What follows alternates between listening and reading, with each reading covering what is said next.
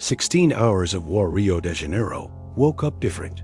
It wasn't an ordinary day. It was a day under siege.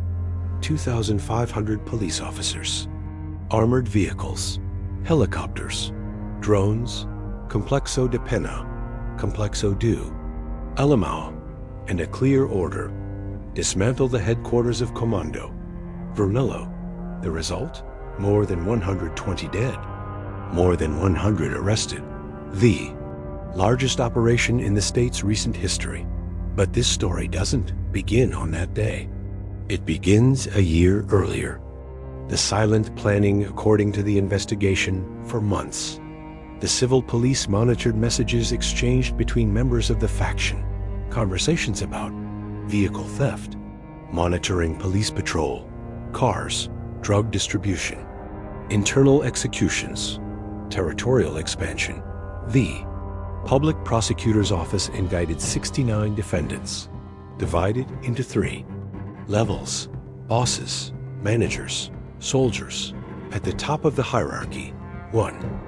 Name: Edgar Alves de Andrade, known as Doca or Urso, considered number 2 in the faction, second only to Marcino. VP: the objective was clear: cut off the head, or at least try. Tuesday, October 28th to 5th a.m. still dark. 2,500 agents begin the siege. 4 entry points: coordinated strategy. Armored vehicles advance. Criminals react. Gunfire echoes. Barricades are set on fire. Buses are hijacked and blocked across roads. More than 100 vehicles used to block streets. Traffic stops. The city comes to a standstill. Rio becomes a conflict zone. The Bope Wall police used a strategy called the Bope Wall. The idea: push the criminals into the forest of Serra da Misericordia, avoid direct confrontation in densely populated areas, protect residents, create an isolated contact zone. That's where the most intense clashes occurred. According to authorities, 60 suspects died in the first hours alone, the highest lethality ever recorded in an operation in the state.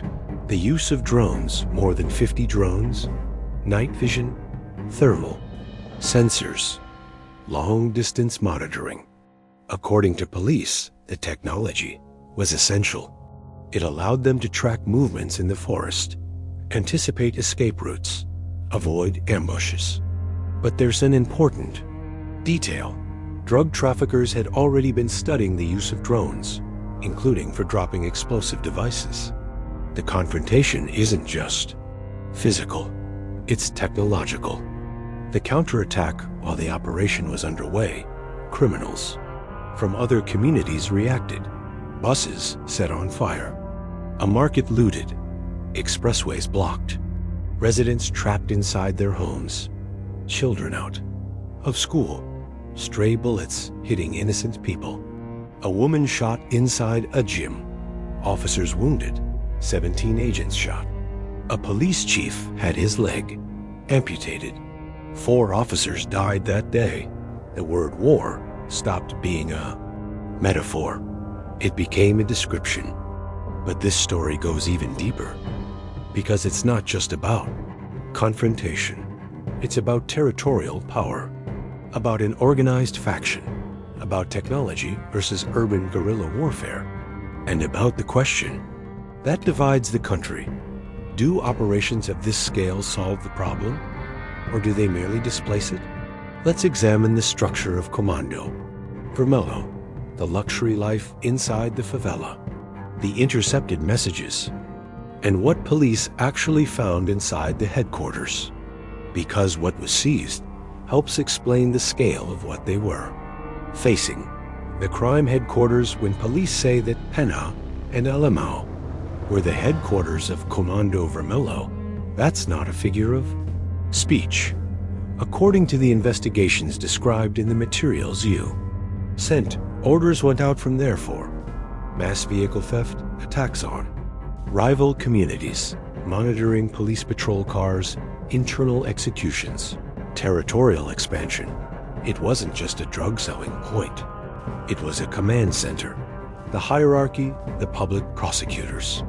Office identified 69 indicted members, divided into 3 levels. Bosses, managers, soldiers at the top was Edgar Alves de Andrade, Doca, considered number 2 in the faction, second only to Marcino, VP, who is serving time in a federal prison.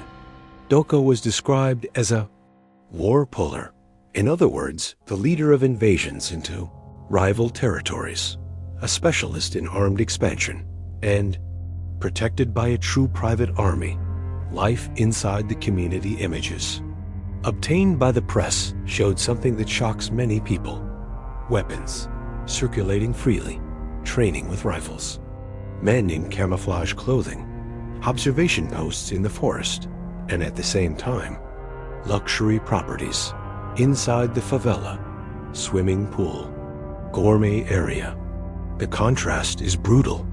While residents live with hardship, drug trafficking leaders flaunt money, jewelry, cars, according to police, all financed by drug trafficking.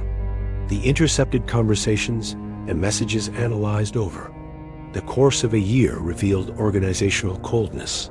They discussed distribution of stolen vehicles, drug sales accounting, execution, orders, monitoring police operations. One of the names mentioned was Carlos da Costa Neves, Cardinal. According to investigations, he gave direct orders for internal punishments. Discipline within the faction is strict, hierarchical, militarized. The armed wing, another name mentioned, was Juan Breno Malta Gomez, known as BMW, identified as the head of the hit squad, responsible for territorial disputes, armed expansion, shooter training. This is not an improvised organization.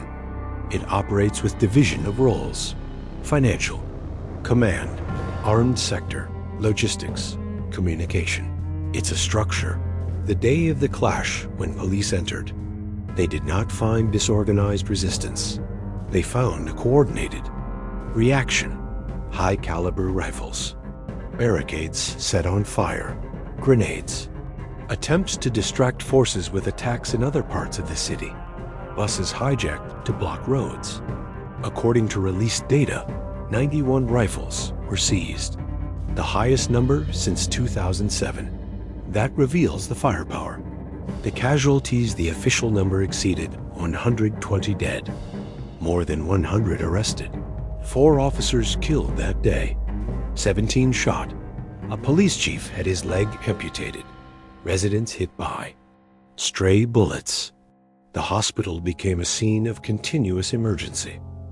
Armored vehicles arriving with the wounded, surgeries back to back, an atmosphere described as a war zone. The opinion poll one figure drew attention. According to a survey cited in the coverage, 87.6% of favela residents approved of the action. 88.8% believed the dead were criminals, but there was also division over the real impact on security, because there is a difference between a one-time operation and structural change. What didn't happen? Despite the magnitude of the operation, the main target managed to escape. The hideout was located, but armed security lines allowed him to flee. That reveals another point: capturing leadership in controlled territory requires more than force.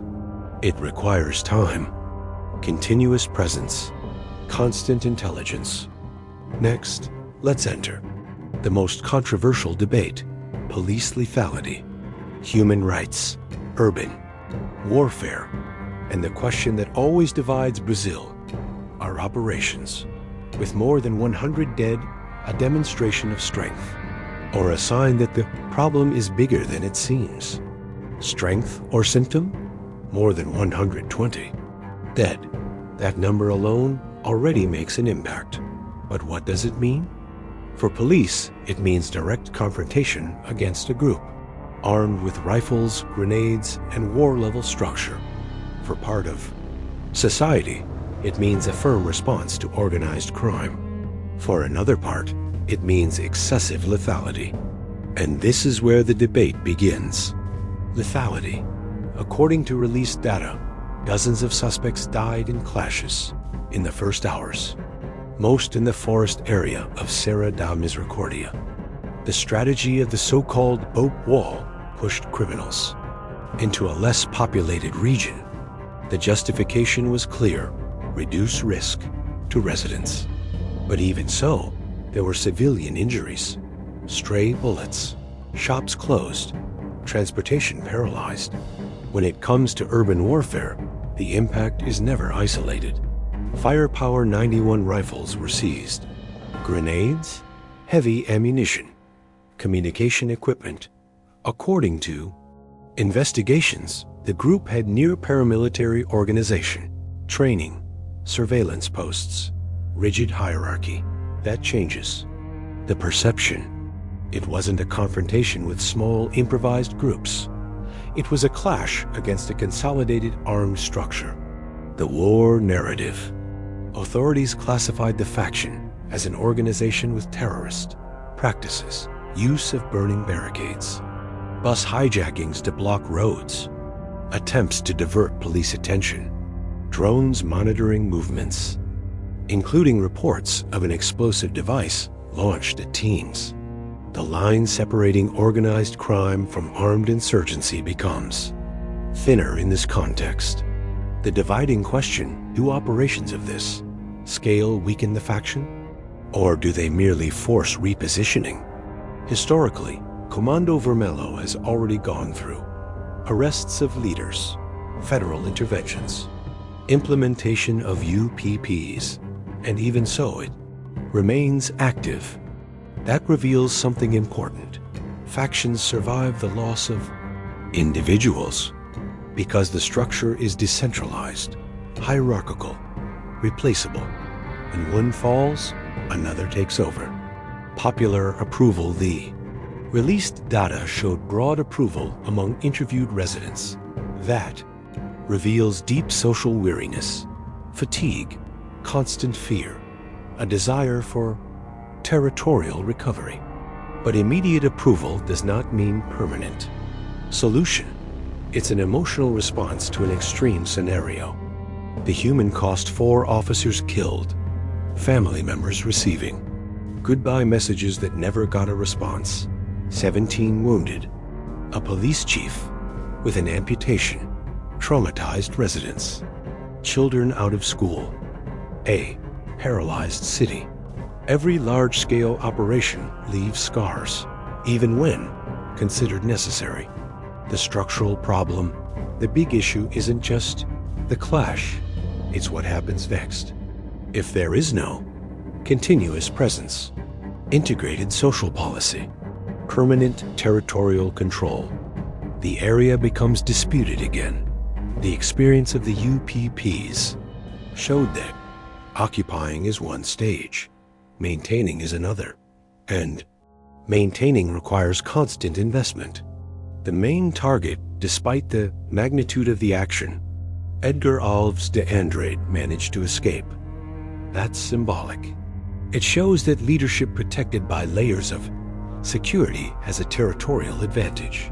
Capture requires prolonged siege, refined intelligence, time, and time is an expensive resource. Final reflection. This operation was a demonstration of force, but it was also a portrait of a long-standing conflict. State versus faction, technology versus urban guerrilla warfare, legality versus parallel power. The lingering question is simple: how many operations of this scale will be necessary before the problem truly decreases? Because force solves the now, but only structure solves the aftermath. If this story moved you, share it, because understanding what happens behind the headlines is essential. Subscribe to the channel. Here, we analyze without romanticizing, without oversimplifying, without turning conflict into spectacle. And in the next video, we'll dive into another case that shows how criminal organizations have evolved into near-corporate structures. See you there. And until then, Never underestimate the scale of what lies behind an operation.